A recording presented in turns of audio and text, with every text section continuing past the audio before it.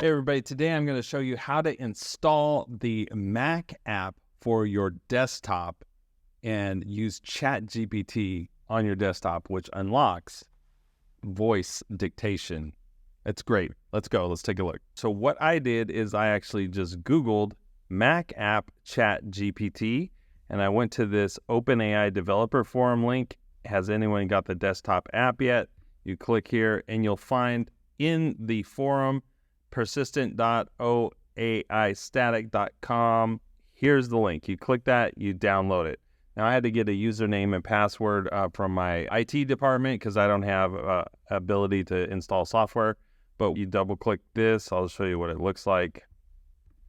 Once I've done that, so you drag this to your folder. You need to put in your administrator username and password or install it. And then it looks like this. So you'll see ChatGPT is here in your kind of menu bar. You have some pretty basic elements there, but you can switch between the different models. You can choose GPTs. But the greatest thing I'd like to draw your attention to is now you have voice. So I can say, allow my microphone, and I can talk to ChatGPT. ChatGPT, I'm so excited to have you on the desktop app because I can talk to you. Click the blue arrow. It'll transcribe. You can upload that. It'll respond. Or I can hit the headphone icon, which turns on voice chat mode. I can choose a voice. Hey, hey there. I'm going to go I've got a Juniper. And I don't need... All right. Hey, ChatGPT. I'm trying the voice chat mode so we can talk back and forth. That sounds great. How's your day going so far? It's awesome.